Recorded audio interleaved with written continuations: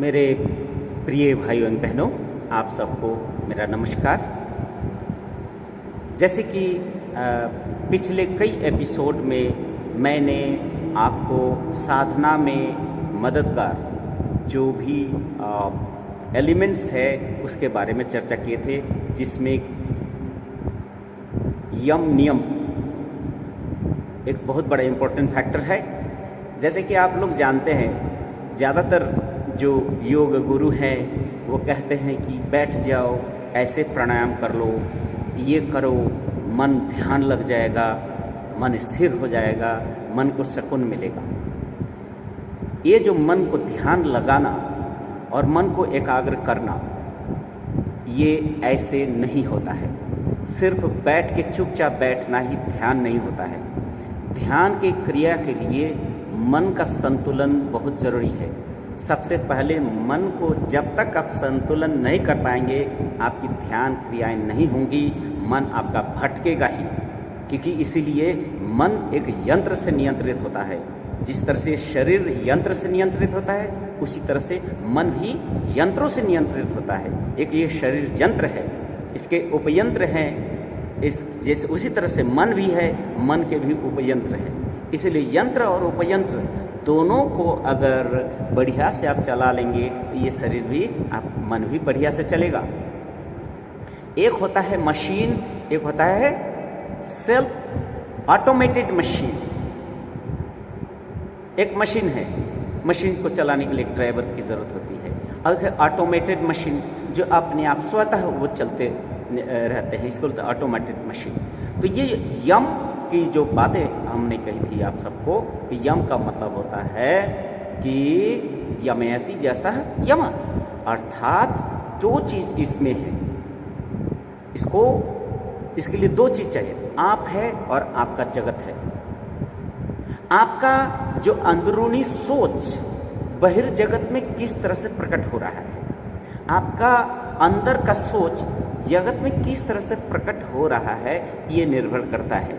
अर्थात ये जो जगत है, जगत के साथ आपका जो समन्वय, संतुलित जो व्यवहार, इसको यम कहते हैं। जैसे इससे पहले हम डिस्कशन किए थे कि जैसे अहिंसा का मतलब मन में दूसरे को कष्ट नहीं पहुंचाने की भावना। सत्य क्या है? दूसरे के हित के लिए सोचना, दूसरे के हित के लिए, जगत के कल्याण के लिए सोचना, वो सत्य है। असत्य क्या है? चोरी नहीं करना। चोरी करने से दूसरों को नुकसान होता है, इसलिए चोरी करके दूसरों को कष्ट नहीं पहुंचाना ही असत्य है। अपरिग्रह, जरूरत से ज़्यादा, जो प्रयोजनीय वस्तु से ज़्यादा अगर आप आहरण करते हैं, वो भी दूसरों को कष्ट का कारण होता है। तो इसमें देख रहे हैं कि दो चीज़ है, आप है और ये जगत है। अर्थात फर्स्ट फेज में यम का मतलब ही है, ये स्टार्ट तो होता है मन से, लेकिन इसका जो प्रभाव जो है वो जगत पे पड़ता है, ये दुनिया पे पड़ता है। इसलिए ये जो अंदरूनी सोच जब बाहरी दुनिया में सुंदर रूप में प्रस्तुत होता है, वही है यम। तो ये यम एक मशीन है, इसको चलाना पड़ता है। जब तक नहीं चलाएंगे वो नहीं चलेगा, और ये चलाएंगे तभी आपके मन में संतुलन पैदा होगा। ठीक उसी तरह से नियम क्या है? नियम वो सिर्फ और सिर्फ एक ऑटोमेटेड मशीन है, स्वतः चालित मशीन है। जैसे आपका मन है, आपके मन को नियंत्रण करने का क्या रेगुलेशंस है? तो हर चीज को, दुनिया में कुछ भी हिम्स से नहीं चलता है। हर चीज के लिए एक रेगुलेशन होती है। वो आप समाज जीवन में चलो, या व्यक्तिगत जीवन में चलो, या मन के अंदर में आप चलो, हर चीज एक रेगुलेशन होता है। और उस रेगुलेशन के अनुसार चलने में ही कोई भी कार्य का सफलता और असफलता निर्भर करता है। अगर रूल के, रेगुलेशन के बाहर जाके आप करते हैं तो असफल होते हैं। अगर रेगुलेशन के अनुसार चलेंगे तो आपको सफलताएं मिलेंगी। ठीक उसी तरह से ये जो हमारा मन है, मन में बहुत सारे विचार उत्पन्न होते हैं, पॉजिटिव, नेगेटिव, बहुत सारे जैसे लोभ, काम, क्रोध, मोह, माया, मत्स्य, अष्टपाश, षड रिपु, ये सारे मन की चीज़ें हैं।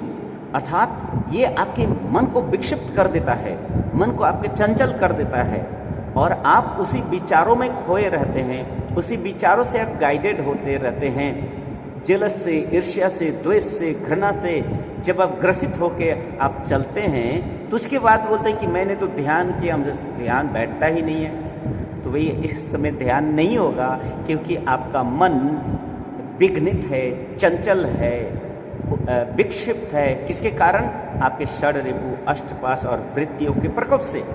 ये जो षड रिपु वृत्तियों के प्रकोप से मन को रेगुलेशन माने मतलब बांध के रखना, लगाम दे के रखने के लिए जो नियम है उसी को कहा जाता है, रेगुलेशंस है, उसी को कहते हैं नियम, अर्थात यम और नियम। अर्थात साधना, जो भी इंसान आध्यात्मिक साधना उतना आसान भी नहीं है और उतना कठिन भी नहीं है। कठिन तब है जब उसको आप समझते नहीं हैं और आसान तब है जब उसको आप समझ जाते हैं, उसके औचित्य को समझ जाते हैं, उसका वैल्यूज़ को समझ जाते हैं, उसके मूल्यों को समझते हैं। इसलिए आध्यात्मिक जीवन में आपको रूल्स एंड रेगुलेशन, यम और नियम, ये करणीय अकरणीय, ये चीज़ बहुत ही इम्पोर्टेंट है। इसलिए ये जो नियम साधना है ये सिर्फ और सिर्फ आपके अंदरूनी सोच है। इसका कोई आउटपुट बाहरी जगत में नहीं आता है, उसका आउटपुट आप ही के लिए बेनिफिट्स होता है। जैसे नियम के 5 उपयंत्र हैं: शौच, संतोष, तपह, स्वाध्याय, ईश्वर प्रणिधान। ये 5 नियम हैं और इस 5 नियम से ही मनुष्य अपने मन को रेगुलेट कर सकता है। मनुष्य अपने विचारों को, अपने थॉट्स को, अपने बुद्धि को, अपने विवेक को रेगुलेट करके उसको अपने अंदर अपने आप को सजो के रख सकता है, अपने आप को संयमित रख सकता है। इसलिए अंदरूनी भावनाओं को नियंत्रण करने की जो रेगुलेशंस है वही नियम है।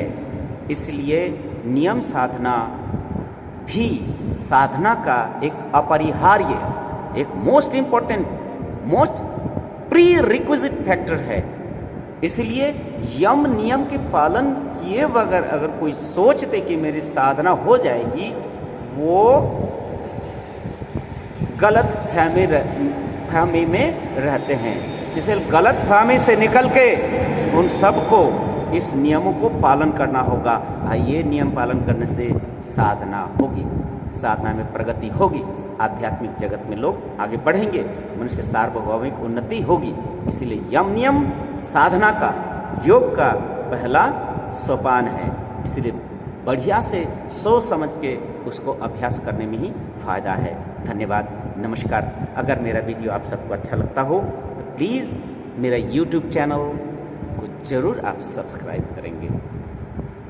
लाल बटन होता है, यूट्यूब जब खोलेंगे, मेरा चैनल खोलेंगे, लाल बटन को प्रेस करके उसको सब्सक्राइब करेंगे, जिससे इस वीडियो को प्रमोशन मिलेगा और ज़्यादा से ज़्यादा लोगों तक पहुँचेगा, आप तक भी पहुँचेगा और दुनिया का कल्याण होगा।